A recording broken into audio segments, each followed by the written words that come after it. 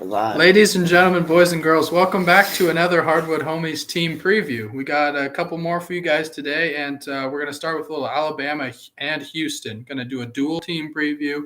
They played each other earlier in the year. They're both one seeds right now, and it just felt right to do them both at the same time. So, Yeah, we're double dipping a bit. Probably will be the rest of the previews. yeah. I think. I think so. We'll get through more teams. Yeah, So. and it's just as easy to talk about teams that are kind of similar, have, Yeah, they have like conference foes or whatever you got. And here it's like they met. They're 1-2. Yeah. Houston's 1 right now in the country. Alabama 2. So yeah, let's get going. Obviously they played each other, so maybe we'd start with that. Alabama went into Houston, won I think by 7, 68-61, something like that. Yeah. Yeah, real sloppy game offensively from Houston. I was recently watching it, and it was just Alabama's defense played really well in that game, and they could be a little inconsistent from what I've seen. Yeah, I mean, so that was in December. Obviously it's different times, but in the non-conference they had 2 games. One, they hold Houston to 61, which isn't incredible, but slower pace game. 61 still decent. Houston's averaging 77. So, but then they give 100 to Gonzaga. Maybe a month you're talking later. Alabama. Yeah, I'm talking Alabama. Yeah. No. They are inconsistent. I don't know. One thing though, This was probably the biggest game of the year when it happened. And the one thing I will say is, it was kind of a rock fight early, just really sloppy. And then Houston in the first half takes the lead into half, kind of separates a lot more than it had ever been the full first half. And I almost thought, they're the home team. This is a sign of things to come. They jump out to like a 15-point lead in the second half, but then Alabama storms back. It was really impressive. That's on the road, super rowdy environment. That's one of the better wins in college basketball all season. Yeah, I think it says more about Alabama than Houston, I guess. That's how I view it. Yeah, I agree too. Yeah. But, I mean, so that's kind of how they met. That's what they have in common. But from a stylistic standpoint, they don't really play super similar. Alabama, very up-tempo team, wants to shoot a ton of threes. I think they're 11th in the country in three-point rate. They shoot a lot of them. They shoot them really well, especially Brandon Miller. Yeah, freshman. We talked about him for several reasons. But yes, 6'9". He's 20 a game. I think like 9 rebounds. Yeah, 43% from the 3-point line. Yeah, I mean he's a stud, obviously. But the thing with Alabama is they're 83 and a half, just 83 points per game. They're just known for offense, but also. I think you found this. Their defense isn't bad. Which defensive, I didn't really they were top 10, I think, in the entire nation in defensive efficiency, which playing as fast as they do, teams are going to miss more shots. It's going to look a little better on paper in terms of efficiency and stuff. But, I was pretty impressed by that. But the more I start thinking about it, they got long, athletic guys. They got Bediako, 7-foot rim protector inside. Makes it hard for other teams to score in the paint, and then just lanky bodies that can disrupt shots and stuff. So I also, one thing I kind of like to look at is how deep they are, I guess, because it's obvious they're a really good team. Their losses come against really solid teams like UConn, Gonzaga. They don't really have. Oklahoma's a bad loss, but that's Oklahoma's kind of a weird one. They just kind of didn't show up for that one. And it's so why are they so good? It's a little more than a freshman, though, because they have 8 guys playing above 16 a game. I think the best way to, I guess, highlight this is they played Auburn earlier this month. I picked them to lose. They won. And it was on the road, and one of these guys that's averaging about 16 a game. So he's at the end of the 8-man rotation. He dropped, I guess it was 16 points, actually. He played 20 minutes, Rylan Griffin. So, I mean, I think that's just a good sign when you're a really good team and you're really deep. That's not every team can say that. No, yeah, definitely. That's a really good thing to have for a team that can get production from guys that you normally don't. A lot of people say you're only as good as your biggest weakness. So Yeah, exactly. I mean, and that's the thing, though. Alabama is. I guess I'll just bring this up now. Because I picked them early on in the podcast. I think we had a question where it's like, who do you pick? And I picked them.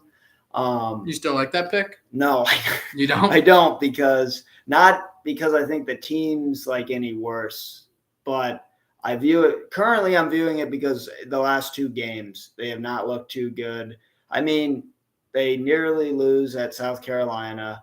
They pull it off. Arkansas, tough game. But it wasn't a convincing win. I guess like they are capable of. I feel like. So, I don't know. I don't know if I'd necessarily say that's not a convincing win, just because I think of Arkansas a lot higher than you do. Yeah, and especially the way that Arkansas has been playing lately. I said on the podcast before it happened that it would be a really good game. So I'm not too surprised. I think Alabama's good.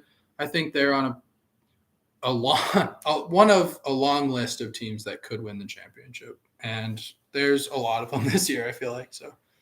Yeah, no, I get what you're saying. Lately I haven't been as impressed, but I mean I still think they're a really good team. Yeah, but weirdly enough, I actually think Houston. I do too. I view them higher. I do too. Oh, you do? Mm-hmm. Okay, I'm kind of surprised by that. They're number 1, but I think for most of the year, I'm not going to keep track of like who was 1 more or anything. But Alabama, they're in the SEC. Mm-hmm. Houston's in the American, so it's not right. No, the Americans, even down from what it normally is. I mean, they usually have a couple teams that are pretty solid. Memphis is bubble. I mean, they can be better than they have been. UCF is one that's sometimes a little better, and they're not very great this year. So, the conference isn't that good.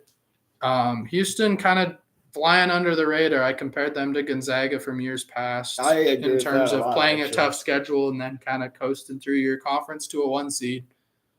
Yeah, well, they're like Gonzaga. I guess this is like what happens to Gonzaga too. But I mean, so they beat St. Mary's, Oregon. That's not really even worth mentioning. Right. But they beat St. Mary's early on. They did play Alabama. Didn't play awful. You would want to win that game. Right. But only 2 losses. They're 27-2. I don't think they're like. I feel like they're a really good team that just happens to be in a weak conference. So the easy thing to do is just say, "Oh, you're overrated." Right. But when they get to the tournament, I don't expect them to. They'll do what Gonzaga does, make it run. And they're returning guys that have past experience. I think they've got a really tremendous coach. Yeah, Calvin Sampson. Kelvin. Yeah, you can tell. I love him so much. Yeah, no, he's a good coach. They rebound really well. They defend really well. They play at a slower pace, which is actually sometimes good in March to control the tempo. They make shots when they need to for the most part. Yeah. They got Marcus Sasser, obviously, is kind of the straw that stirs the drink for him. So, expression, I don't know. It bothers me at times. 17 a game. He's averaging over a steal in there too. He's the big name. One guy that he's also a big name, but he caught my eye last year when they stomped us was Jamal Shed. He's like kind of doing everything. He's like 9 points a game, 5 assists, 3 rebounds. I think he's kind of a glue guy, I guess. I think that is a glue guy. He is a good glue. Yeah, I agree with that. He's actually I feel like he's a little better than a traditional glue guy. Though. That's fair. Yeah. He does do it all, but I think it's just because he's a well-rounded player. He's just a good player. Yeah. I get the distinction. But no. For sure. No, he's a good player. Obviously, Jarence Walker is a freshman. He's a really talented player. I haven't had the opportunity to watch Houston as much as I wanted to, obviously, because they haven't played in very marquee games lately. But one of the games I did watch him in, I think, I can't remember who it was. Maybe Memphis. But, he scored, the first 10 points of the game, and he's athletic. He's improving throughout the year. So, Yeah, and they had a couple freshmen playing for him at the beginning of the year that have really grown up. So since that Alabama game, I think they've gotten quite a bit better. Oh yeah, they have Jawan Roberts, who I thought was a freshman. He's not. He's a junior, but he has like 11-7 a game. He's kind of their, I guess, interior presence, which their big names are not. At least to like outside, we're not direct fans of Houston, so we think of their guards usually. Yeah. But they do have an interior presence. I think, and one thing you were talking about scoring, and I think of them as like, slow it down. We're going to just pummel you and then, leave. Boring game to watch, but we win. But they're averaging like 77 points a game. Like, I was surprised. They score a lot more this year than I'm used to, I feel like. Yeah, like I said, they play slow, but they play efficient. Yeah. So they don't need as many possessions. Exactly. Yeah. They value every possession. They just try to control the tempo. They don't like to let teams get out and turn it into a track meet. Yeah, exactly. So, we're going to just throw it up, turnover. Yeah. Yeah. I feel like they would do good in a game like that, though, because the other team would be turning it over and they would just be getting, good shots every possession. But yeah, I just don't think that's the way they want to play. And it's more of a coach identity thing more than it is a player personnel thing. Yeah, no, I'd agree with you. Yeah. And one thing, I mentioned their 2 losses, but their other loss was something that we noted. It was a bit concerning. Temple. Yeah, they lost by 1. Both of their losses are at home, actually. Kind of that's interesting. Really bizarre. But, that was a loss that it was kind of like, are they frauds? Yeah. But that was in January. We're now practically in March. I don't know. They're trending in a good direction. I like how they're playing. I do, too. I think they're one of on my short list of teams that I think will win the championship. So Alabama's on the longer list. Houston's on my short list. I like that. Yeah. I see. So Alabama, I have them probably. I like Elite Eight. Possibly Final Four. Maybe Final Four. I see them getting bounced there. And Houston, I see Final Four or runner up. I don't see them winning, and I don't know how to explain that. For sure. It's like. Maybe it's like I'm thinking of Gonzaga subconsciously because even when they had such a great they played Baylor, so it's not there's no Baylor this year, but even that great of a team, reality set in, I guess, in the championship game. They could win. I just see them Final Four runner up. Kind of a weird pick to be picked to runner up. It is, If you can make it there, you can win it. So it's kind of a bizarre thing to say, but yeah. No, I put them right up there with Kansas right now. I'd put Baylor in there. Baylor, yeah. So those are kind of my 3 right now, but it's kind of. I know there's a lot of other things that I need to look at and see who's getting hot at the right time and stuff that plays a big part in it. So and one thing I want, and you kind of touched on it with Houston, and I have trouble with this with these 2 teams especially, but like, what are we looking for? It's a crazy year. You could lose even playing the way you want, but like, what kind of game do you think would make these teams susceptible? I guess Houston, you're thinking fast paced. Yeah. Like Alabama, I think that size could be a bad matchup for them. I think that like a Purdue or somebody that, Okay. I think that somebody that forces it inside. I think Gonzaga could be a real issue for them with their combined tempo and Timmy's presence on the inside. That's a good point. Houston does do a really good job of gang rebounding, playing defense, though, so I don't think it would be as big of a problem as you might, think it would. On paper or something. Yeah. But I think that those 2 things could be something that could hurt them. Yeah, well, and I don't know. This is kind of oversimplifying Alabama because I made the point they're deep, and I believe that, but I almost think Alabama, I don't know. You might Alabama is a tough matchup for them too, obviously, yeah. But if they shoot good, you're going to get destroyed with this. But part of me thinks Alabama, you pretty much say, we're going to just rebound the ball. If you want to take 3, sure, as long as you're not Miller. Everyone else, if you want to jack 3s. Yeah. Like, that's not much of a game plan. You're not really going to, I guess you could just – I don't know. Face guard. Alabama Houston is an interesting debate for who's the best team right now because obviously Alabama beat them. Yeah, They're I don't not know. playing like the best team. No, But they're not. Houston, I mean, who have they beat Memphis, but Right. it's not really. Yeah, that's the thing. Some of their stats are a bit misleading, and I don't say that like there'd be a dramatic drop off. They're still a really good team, but like they're the best team in the net again. Yeah. I don't know. It's just hard to tell. Like, what do those numbers look like in? I'm not going to say the Big 12, but maybe like the ACC, the Big 10. Right. Like, I don't know. Yeah, no, it would be interesting to see for sure. So, yeah, The ACC doesn't play much defense this year, so outside of a couple teams, Virginia, obviously. West Coast ball. Yeah. Yeah. No, I like West Coast ball. Yeah, I mean, kind of some fascinating teams. I still like Kansas as your number one right now. Yeah, I don't know if I have a short list. Yeah. To be honest, I just am like, unfortunately, it's them. But yeah, 2 contenders, I'd be shocked if they got bounced early. Right. I mean, you always say that, but I No, don't. it's so hard to go away from. I know this isn't a Kansas video, but the Big 12 is just so good, and it's hard to imagine that the top team in the Big 12 isn't going to be there at the end of the day. Yeah. It just somebody is, whether it's Kansas, Baylor, whoever. Look what the Big 12 did to the SEC in the challenge. Disgusting what they did. I mean, even Alabama with Oklahoma got smoked. So even I mean, the Big 12 is no joke. Well, that's the thing with the SEC. Alabama's really good. We've said that over and over, but I also don't think I view the SEC better than I think I should have. Not that they're a bad conference. I just viewed them like Tennessee's like suspect. Mm-hmm. Kentucky's turning it on. Pretty much everybody in the SEC has a couple issues, like red flags, kind of, in terms of advancing, except for Alabama. I think, well, even they have. Yeah, I mean, everyone's got things that they don't do amazingly. But, I mean, there's a lot of the top teams in the SEC are questionable.